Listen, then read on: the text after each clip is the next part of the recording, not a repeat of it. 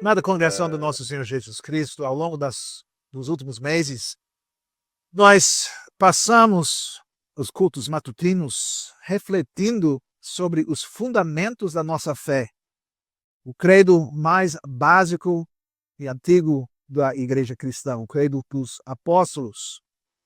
E nós passamos esse tempo refletindo sobre o que significa crer em Deus Pai, Criador Todo-Poderoso, o que significa crer em Jesus Cristo, seu Filho unigênito, nosso Senhor, e o que significa crer no Espírito Santo. E agora, ao relembrarmos o que ouvimos nos últimos domingos, o nosso catecismo nos leva a considerar essa questão: que proveito há para você que agora crê nisso? Qual é o proveito?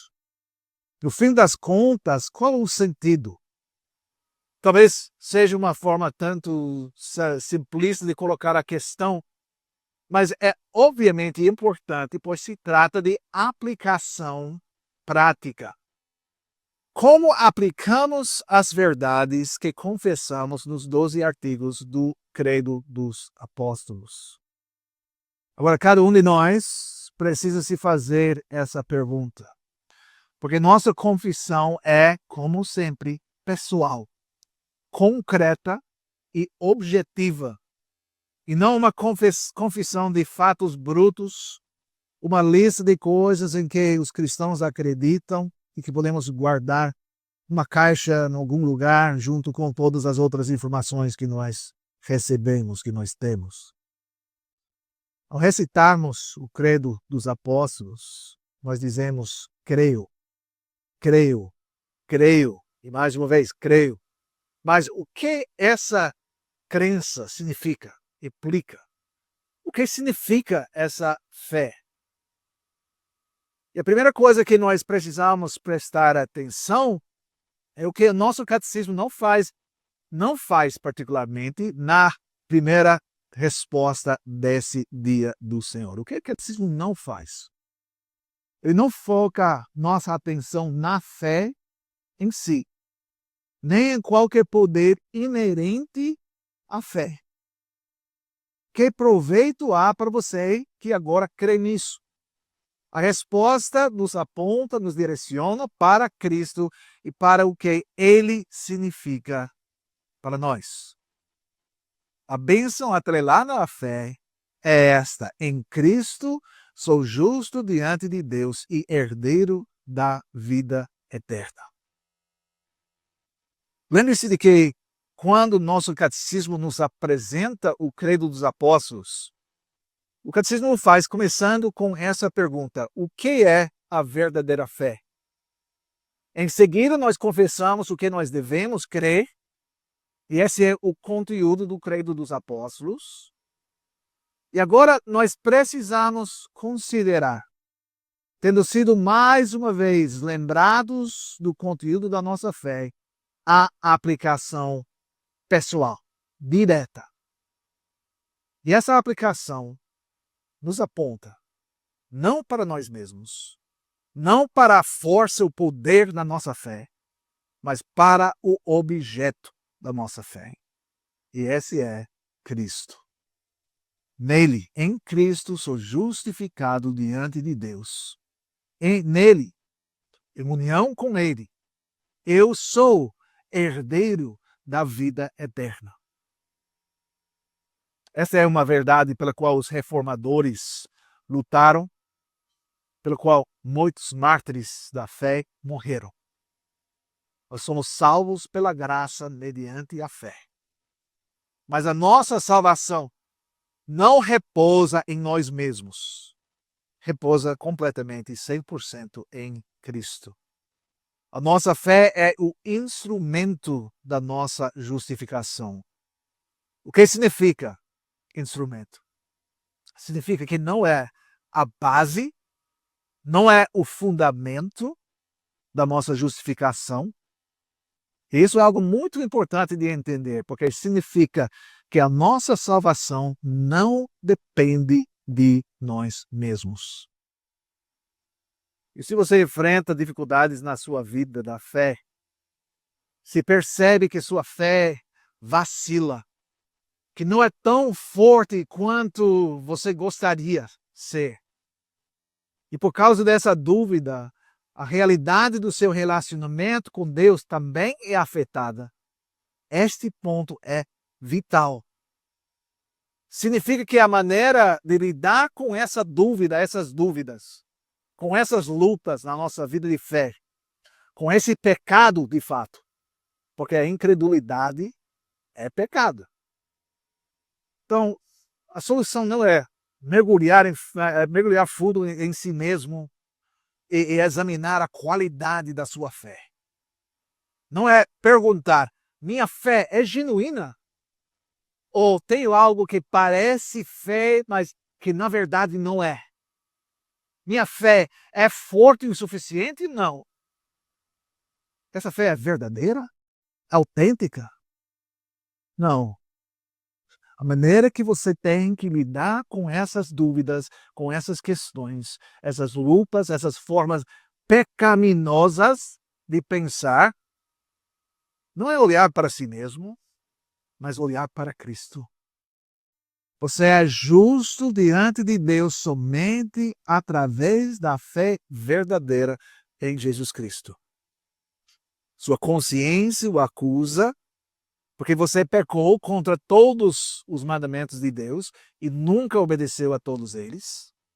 Sua consciência lhe diz que você ainda está inclinado a todo mal, mas Deus imputa na sua graça a você a perfeita satisfação, justiça e santidade de Cristo.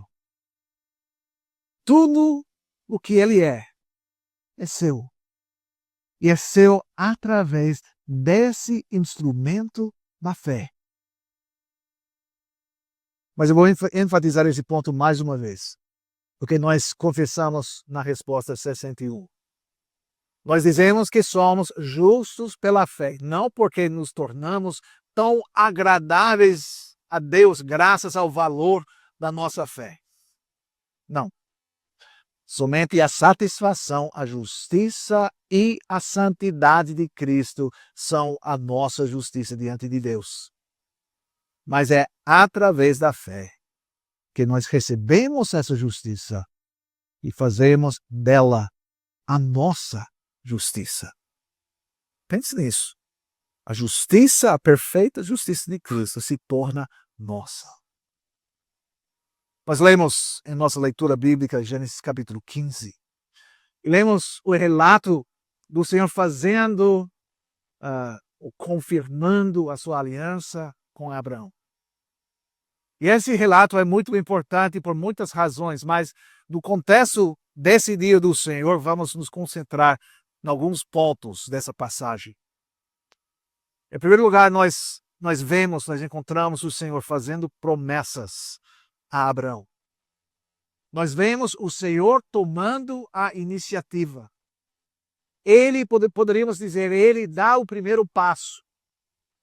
Ele chama Abraão, e nós sabemos que, de outras passagens na Escritura, que ele chama Abraão fora de uma vida de idolatria, de uma cultura idólatra, e ele o chama para servi-lo e para obedecer. Ou seja, ele não chamou Abraão, nem pronunciou a sua bênção sobre Abraão, porque Abraão já o servia, já obedecia, mas para que ele fizesse isso?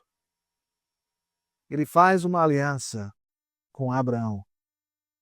Nós sabemos que essa aliança, como todas as alianças, tem duas partes, tem promessa e obrigação, como nós dizemos em nossa forma para o batismo dos filhos da aliança, promessa e obrigação. O Senhor faz promessas, ele também faz exigências. Mas o que nós vemos especificamente aqui em Gênesis capítulo 15 que nós lemos é a origem desse relacionamento de aliança, o relacionamento pactual. A aliança tem duas partes, dois aspectos na forma como é realizada em nossas vidas. Em nossa vida diária, nós precisamos lembrar que o Senhor fez promessas solenes para nós e para nossos filhos. Mas precisamos viver de acordo com nossa parte da aliança. Precisamos confiar nele. Precisamos obedecer. Precisamos ser fiéis. Nosso relacionamento pactual com o Senhor é um relacionamento genuíno. Isso significa que deve ter dois lados. Caso contrário, não seria real. Mas esta é a maneira incrível como o Senhor opera. Ele, o Criador dos céus e da terra, todo-poderoso, onisciente, onipotente, sempre presente, se inclina para entrar num relacionamento de aliança conosco. E nós vemos que, embora a operação da aliança nessa vida seja bilateral, sua origem é absoluta e completamente unilateral. A aliança é feita por iniciativa de Deus. Deus chama Abraão. Deus faz promessas a Abraão. E o que Abraão é chamado a fazer? Ele é chamado a crer. Ele é chamado a confiar. E o que nos dizem é o resultado? Nós lemos. Abraão creu em Deus, e isso lhe foi imputado como justiça. Então tudo começa, irmãos, tudo começa com a ação unilateral do Deus soberano do universo. Ele escolhe, e ele escolhe não por causa de algo que vê em nós de antemão que íamos fazer, mas apenas por causa do seu próprio amor inabalável, da sua própria misericórdia. Ele escolhe pessoas que estavam mortas dos seus pecados e delitos, ofensas, para tornar conhecidas sua graça e seu amor. Assim como ele fez com Abraão, ele faz conosco. Nós podemos dizer isso com confiança, porque nós sabemos como Abraão é descrito no Novo Testamento. Ele é o pai de todos os crentes, ele é o homem de fé. Nele nós em união com ele, podemos dizer, nosso antepassado na fé, nós também somos abençoados. E quando a Bíblia usa essa palavra, nós somos filhos de, sempre nós temos que ter em mente que é tal pai, tal filho. Nós ficamos como nosso pai. E assim, quando o Senhor faz essa aliança com Abraão, ele o faz com uma cerimônia. E Abraão faz essa trilha, e de fato, pense nisso, é uma trilha horrível, com marcadores feitos de metade de um animal de um lado e outra metade no outro lado da trilha. E o simbolismo dessa cerimônia é importante, importantíssimo. Porque, na verdade, o que essa cerimônia significa para os participantes do pacto, os dois lados, é o seguinte, que o que aconteceu com aqueles animais aconteça comigo se eu quebrar esse pacto. É tão sério assim. A aliança foi selada com sangue. E esse sangue derramado simboliza o que aconteceria se um dos parceiros da aliança não cumprisse a sua parte na aliança. Ele seria cortado no meio. Mas o Senhor fez Abraão cair no sono profundo. E Abraão viu um fogareiro fumegante e uma tocha de fogo passando entre aqueles pedaços dos animais. Abraão não passou pelos pedaços. Foi o próprio Senhor quem passou. Ele passou de duas formas, representando a si mesmo e também a Abraão. A aliança foi selada e a promessa certa. O Senhor havia prometido a Abraão descendentes e cumpriria essa promessa. E ele mesmo garantiu ambos os lados dessa aliança. Agora, Abraão tinha que cumprir essa aliança. Essa era a sua responsabilidade. Essa era a sua obrigação, seu lado do relacionamento pactual. Mas até o cumprimento dessa aliança foi graças ao Senhor. Ele não podia reivindicar nada para si, nada por sua própria justiça, por sua própria bondade, ou mesmo pela qualidade de sua própria fé. Foi o Senhor do princípio ao fim. Ele iniciou essa aliança, Abraão creu nele, e o fato de ter acreditado no que o Senhor havia dito ficou claro pela sua obediência ao chamado ao Senhor, do Senhor. E foi essa fé que lhe foi imputada como justiça. Irmãos, Abraão, ele foi salvo porque foi unido a Cristo por meio da sua fé. Cristo tomaria sobre si a maldição da aliança no lugar de Abraão. Ele trilhou aquele caminho sangrento no lugar de Abraão. Ele sofreu o castigo que Abraão merecia. E esse sofrimento, a obediência que levou Cristo à cruz, o sofrimento do Cordeiro imaculado, sem mancha, foi o sofrimento que ele suportou no lugar de Abraão, para que fosse considerado justo, para que seus pecados fossem perdoados, para que todas as bênçãos da salvação chegassem a ele. E o que, irmãos, o que é verdade para Abraão também é verdade para nós, porque nós somos seus filhos. A história de Abraão é nossa história. Mas diferente de Abraão, nós já recebemos a história completa que nós temos na palavra. A história do cumprimento, a história de Jesus Cristo, a história do Salvador que sofreu e morreu para que Abraão pudesse viver. Que sofreu, que morreu, para que nós pudéssemos viver. Deus nos chamou das trevas para a sua gloriosa luz. Em sua misericórdia, em seu favor imerecido, por causa do seu soberano beneplácito, Ele nos escolheu para sermos o seu povo. Ele nos chamou. Ele fez com que as coisas acontecessem para que ouvíssemos a proclamação do Evangelho.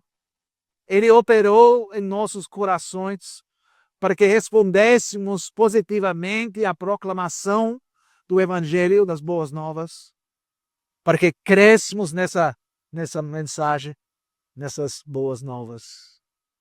Ele nos preserva. Ele, tudo vem dele, do princípio ao fim. E que nos adianta agora crermos em tudo isso? Que cremos que Deus é nosso Pai, o Criador e sustentador de todas as coisas. Que Jesus é o Salvador do Messias, nosso Senhor. Que Ele foi concebido pelo Espírito Santo, Ele nasceu da Virgem Maria.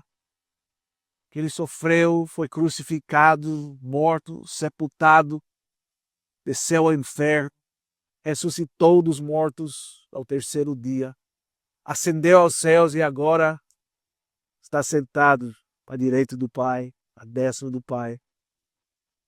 Que Ele há de vir para julgar os vivos e os mortos. De que nos adianta agora crermos no Espírito Santo, na Santa Igreja Católica Universal, na remissão dos pecados, na ressurreição do corpo e na vida eterna. Irmãos, tudo isso significa vida para nós. Significa que você pode dizer sobre a Santa Igreja Católica Universal: creio que eu sou e para sempre serei um membro vivo dela. Significa que você pode dizer: creio que meus pecados são perdoados. significa que você pode dizer: creio que Cristo ressuscitou dos mortos e que nele eu já recebi a vida e eu mesmo ressuscitarei dos mortos. Creio na vida eterna e que essa vida eterna é algo que eu já possuo por meio de Cristo e por amor a Cristo. Tudo isso, irmãos, é verdade, porque o Senhor faz acontecer. Mas em tudo isso, você tem um papel para desempenhar. Uma parte que Ele lhe deu. Nós cremos que Deus é absolutamente soberano. E a sua soberania garante nossa salvação. É isso que nos dá confiança, porque nós sabemos que não precisamos confiar em nossa própria força. Pense no que eu disse anteriormente sobre a força tão fraca da nossa fé. Não temos que confiar nisso, porque nós não temos a força em nós mesmos. Mas você precisa crer. Você precisa conhecer a palavra de Deus, conhecer as suas promessas, conhecer a sua fidelidade, conhecer a sua graça, a sua misericórdia, a sua justiça, a sua ira. E confiar que Ele é quem diz ser, que fará o que diz que fará.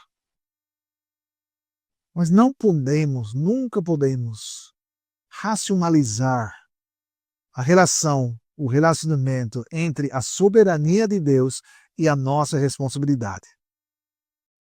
E não precisamos. Precisamos apenas entender a nossa responsabilidade, que é atender e responder ao chamado de Deus. E precisamos entender que quando atendemos a esse chamado, até mesmo isso é a obra de Deus. Mas você precisa fazer isso. Você não pode sair desse culto indiferente ao que ouviu. Você precisa responder. A resposta é necessária. E precisa responder com fé. Meus irmãos, minhas irmãs, confie na palavra de Deus. A palavra de Deus é a verdade e significa vida para vocês. Busquem o Senhor e respondam ao seu chamado. Hoje, especialmente, mas hoje e todos os dias, acredite no que Ele lhe diz. Se você está enfrentando dificuldades na sua fé, olhem para Cristo. Olhem para a sua perfeição, para o seu amor, para tudo o que Ele realizou por vocês em seu lugar. Conheçam-no melhor, por meio da sua palavra, por meio da adoração, da oração, dos salmos que você canta e escuta, da comunhão na qual ele os colocou. Essa fé, como a fé do seu pai Abraão, lhes é acreditada, imputada como justiça. Essa é a justiça de Cristo, que é a sua justiça pela fé.